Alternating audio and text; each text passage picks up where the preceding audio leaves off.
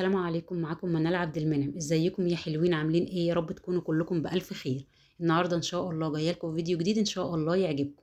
بس قبل ما ندخل على الفيديو حابه افكركم يا ريت ما تنسوش اللايك، وكمان ما تنسوش تشتركوا في قناتي على اليوتيوب وتفعلوا الجرس عشان كل جديد اعمله يوصلكم، وكمان تعملي شير لكل فيديو وانزله. بحبكم في الله، اجمل واحلى اخوات. يلا نبدأ ونقول بسم الله الرحمن الرحيم، وكمان نصلي على الرسول عشان ربنا يبارك لينا في كل حاجه بنعملها. يلا نبدأ ونقول بسم الله الرحمن الرحيم. النهارده بقى ان شاء الله يوم جديد وكمان روتين جديد، تكملي معايا الفيديو كده ان شاء الله تتشجعي ويعجبك. بس ما تنسوش تحطوا اللايك احبابي، ربنا يديمكم في حياتي نعمه ويخليكم ليا اجمل واحلى اخوات في الدنيا. النهارده بقى ان شاء الله هنضف معاكم كده غرفه الولاد، وهنجهز غدا، وكمان هنعمل شويه حاجات كده مع بعض. ان شاء الله الفيديو يعجبك. طبعا اول حاجه عملتها في يومي سميت الله كده وصليت على الرسول، وطبعا صليت وقلت الاذكار بتاعتي، وبعد كده فطرت وفطرت الولاد ودخلت بقى على تنظيف الشقه. هنضف معاكم النهارده غرفه الولاد. انا عايزه اقول لكم ان الشقه كلها الحمد لله خلاص كده جاهزه على فرش العيد. ربنا يا رب يجعله عيد سعيد علينا وعلى الامه الاسلاميه، اللهم امين يا رب العالمين. عملت ايه بقى؟ نظفت الشباك كويس، وطبعا عايزه اقول لكم ان الشبابيك دي يوميا لازم كل يوم انضفها، لان بيبقى عليها تراب، فلازم انضفها، وبالمره بنضف الستاير. طبعا الستاير كلها انا غسلتها ونضفتها، فبيبقى بقى لو عليها شويه تراب كده ولا حاجه بالحته اللي في ايديا دي بتنزل اي تراب. وبعد كده ببتدي بقى اشيل الملايات واكنس، وبعد كده بلمع زي ما انتم شايفين كده. طبعا اكيد انتوا يعني حفظتوا كل حاجه في طريقه تنظيفي، فبشيل التراب الاول وبعد كده بلمع. الغرفه ما فيهاش يعني حاجات كتير زي ما انتم شايفين، فما بتاخدش مني وقت الحمد لله. وطبعا اللي انتم شايفينه ده انا يوميا بعمله في الشقه كلها، محافظه على شقتي على قد ما اقدر، لان طبعا انا منظفه ومظبطه ومخليه الدنيا زي الفل. لو سبتها هتتبهدل وهرجع تاني انا اللي هتعب، لا، فايدي فيها على طول. الحاجات دي ما بتاخدش وقت طول ما انت ايدك فيها، يعني طول ما انت بتلمعي وبتنظفي الحاجه بتفضل نظيفه، لكن لو سبتيها هتتعبك، وطبعا هتضطري انك بقى تعملي من اول وجديد. انا خلاص شقتي كلها نظفتها، والحاجات اللي انتم شايفينها في الغرفه اللي انا بعملها دي يوميا بعملها في الشقه كلها، بحيث ان انا بقى شقتي تبقى جاهزه كده، ان انا طبعا يوم العيد يا دوبك بس اشيل الاتربه سريعا وامسح زي ما انتم شايفين كده، وافرش بقى لو جايبه حاجه جديده افرشها. فربنا يا رب يجعله عيد سعيد علينا وعلى الامه الاسلاميه. كل سنه وانتم طيبين احبابي. ربنا يا رب يجعله عيد سعيد علينا وعلى الامه الاسلاميه، اللهم امين يا رب العالمين. هنا بقى لمعت كل حاجه زي ما شفتوا، ويعني شديت السرير كده، قلت لا هشوف كده لو حسيت ان وراه تراب اشده يعني وانضف. ما لقيتش ولا تراب، لاني يوميا بنضف وايدي في الحاجه مفيش تراب بصراحه الحمد لله. فالمهم طبعا ان انا جبت ميه وحطيت بقى المعطر بتاعي، وهبتدي طبعا امسح. انا بجيب ميه دافيه، الميه الدافيه بتخلي لو في اي حاجه لازقه في السيراميك بتطلع بكل سهوله، لان طبعا انا مش فرشه السجاد. وكمان بتخلي يعني السيراميك كده يلمع، طالما انت حاطه بقى اي حاجه كده معطر او كلوريكس بتخلي السيراميك بتاعك بيلمع. مسحت بقى زي ما انتم شايفين كده. وطبعا في الوقت اللي انا بنظف فيه الغرفه وبنظف بقيه الشقه، انا حاطه المخدات في الشباك منها تتهوى، وكمان سايبه المراتب تتهوى كده وتبقى ريحتها حلوه، لان انا بصراحه ما اقدرش اشيل المراتب اخرجها في البلكونه، فبسيبها تتهوى زي ما انتم شايفين كده. طبعا بقى جبت الملايات وابتديت افرشها، والملايات طبعا اللي انا شلتها حطيتها في الاوتوماتيك وغسلتها في اليوم ده، بس طبعا ما جبتش معاك.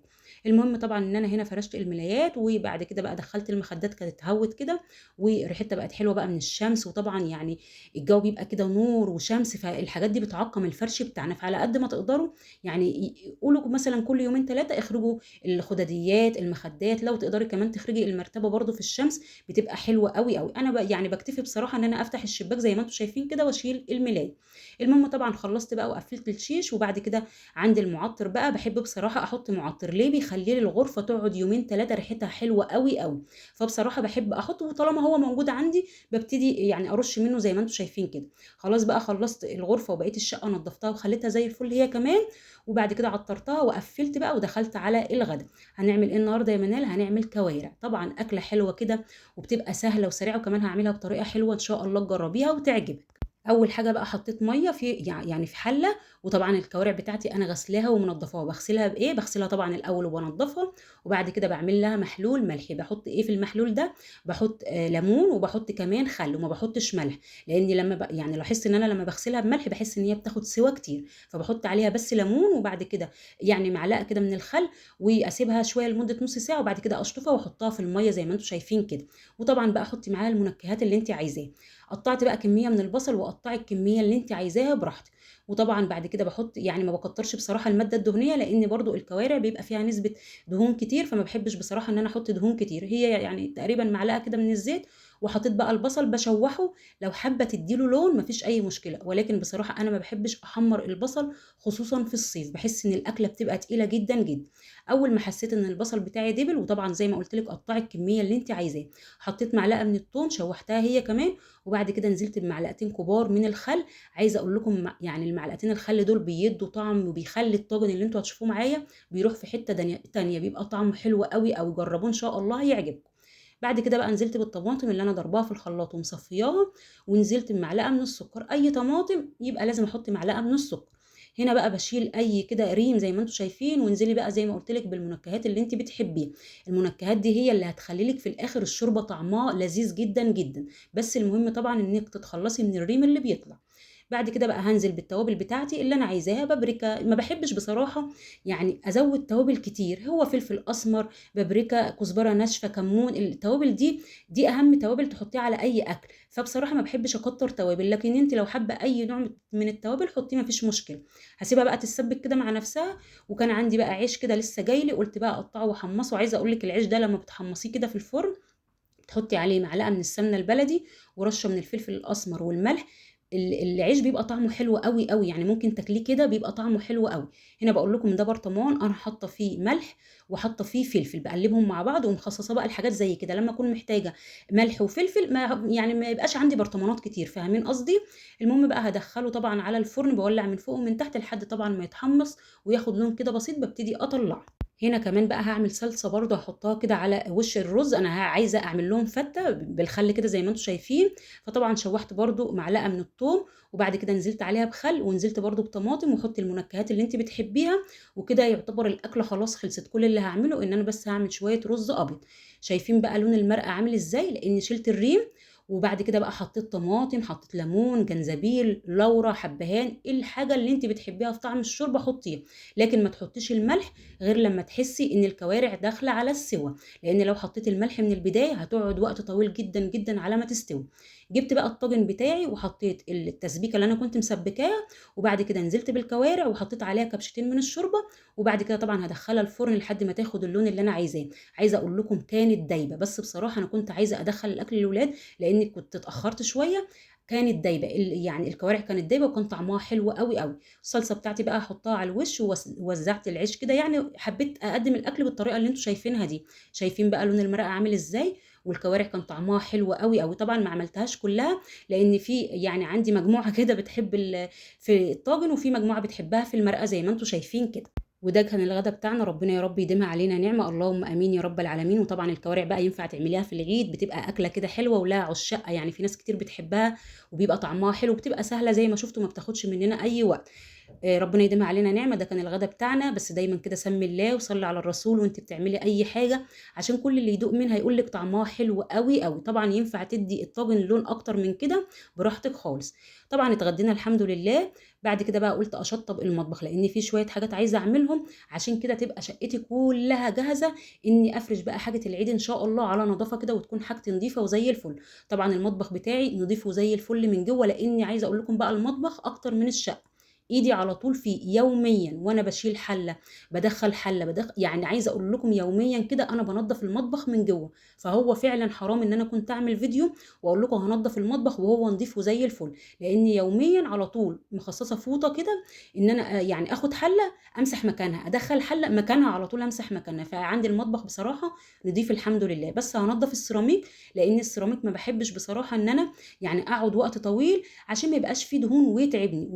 وفعلا لما بنضفه وبهتم بيه اول باول، عايزه اقول لكم من يعني بصوا يا دوبك امسح كده مسحه زي ما هتشوفوا، السيراميك عندي بيلمع وبيبقى زي الفل. المهم طبعا سمي الله كده وصلي على الرسول واستغفري ربنا، وعايزين طبعا ندعي لاولادنا ربنا يهديهم ويبارك فيهم ويجعلهم من الصالحين، ولادي وولادكم اللهم امين يا رب العالمين. اكتر وقت بتبقي واقفه فيه لوحدك مفيش حد بيكلمك هو ساعه يعني غسيل المواعين او وانت بتعملي شغل البيت، فدايما استغفري ربنا كده وصلي على الرسول. ولو بتتمني اي امنيه طبعا ادعي ان ربنا يحققها لك، لو فيها خير ولو فيها شر طبعا ربنا يا رب يبعدها عننا، اللهم امين يا رب العالمين. هغسل بقى المواعين. وعايزه اقول لكم لما بكون بقى مش عايزه اعمل مواعين كتير بقدم الاكل زي ما شفتوا كده، مش بحب بقى احط اطباق كتير وحاجات كتير، لا هو يا دوبك الحلل اللي انا عامله فيها الاكل، وبروح جايبه الصينيه كده ومقدمه الاكل زي ما شفتوه. فما كانش بصراحه في مواعين كتير غير المواعين اللي انتوا شايفينها دي، فهغسلها بقى وانضفها وهبتدي احطها على الصفايه اللي ورايا. ولما بتصفي زي ما قلت لكم فوطه في ايدي بنضف المطبخ وبرجع الحلل والحاجه بتاعتي على نظافه. عايزه اقول لكم كمان ان الكوارع اللي انتوا شفتوها دي احنا كلناها على يومين، لانها يعني ما شاء الله كانت كميتها كبيره، فكلناها على يومين. بس بجد كان طعمها حلو. انا عندي ندى مش بتحب الكوارع في التخديع او في التسبيكه زي ما شفتوا كده، ولكن والله لما دقيتها قالت يا ماما طعمها حلو قوي، اعمليها كل مره بالطريقه دي. فبصراحه اللي كانت في الطاجن دي جربوها ان شاء الله هتعجبكم، طريقتها بسيطه زي ما شفتوا. خلصت بقى المواعين، لمعت بقى الحوض بتاعي، لمعت كمان المطبخ، لمعت كل حاجه في المطبخ. بس طبعا ما جبتش التفاصيل معاكم عشان ما تبقاش بس الفيديوهات متكرره. طبعا قفلت بقى الحوض زي ما انتم شفتوا كده وحطيت فيه ميه سخنه، وجبت بقى الموب بتاعتي وحطيت طبعا الكلوريكس اللي هو 5 في 1. عايزه اقول لكم تحفه يا بنات، حلوه قوي قوي، وبيلمع وبيدي لمعه لاي حاجه كده بتنضفي، رخامه سيراميك اي حاجه بيخلي الحاجه حلوه قوي قوي. المهم طبعا هبتدي امسح السيراميك بتاعي، الحتت اللي هي باينه لان انا عندي المطبخ يعني مداريلي كده نص المطبخ، فالحتت بقى من السيراميك اللي هي باينه زي ما انتم شايفين كده ببتدي امسح. والله من اقل مجهود، لان انا على طول بعمل كده، مش شرط كمان اكون بصور، على طول بجيب الموب زي ما انتم شايفين كده وانضف. بس انا قلت بقى اعمل معاكم عشان تتنشطوا كده، اللي وراها بقى اي حاجه تقوم كده تتنشط بقى وتعملها. النظافه بجد حلوه يا بنات، ودايما كده لما تكون شقتك ومطبخك نضيف تكوني قاعده مرتاحه ومطمنه. اي وقت بقى حد يدخل عليكي انت مطمنه شقتك نظيفه وزي الفل، لان طبعا ايدك في الحاجه على طول، فكل اللي يدخل لك يعني على طول كده يشهد بنظافتك. بس دايما سمي الله وصلي على الرسول عشان ربنا يبارك لك في كل حاجه بتعمليها وكمان تخلصيها بسرعه. المهم بقى ان انا هخلص طبعا السيراميك زي ما شفتوا كده، بس شطبت المطبخ الاول عشان ما احسش ان المطبخ بتاعي مكركب.